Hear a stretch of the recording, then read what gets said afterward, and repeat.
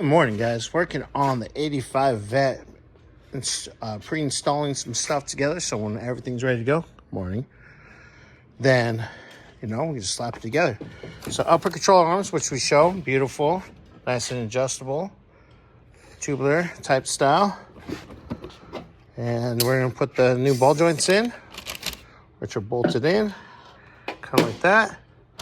All the hardware is right there. We'll get those together. The other control arms right there. On the ball joint here.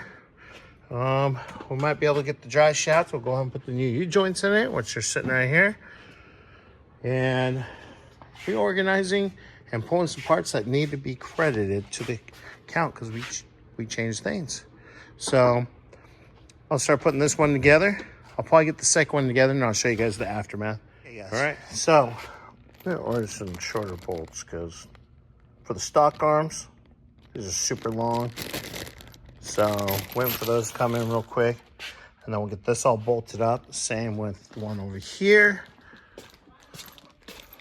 And so I'm gonna try to get some other things together. So remember a while ago, I got everything set up for the water pump, but I never got a chance to put it together.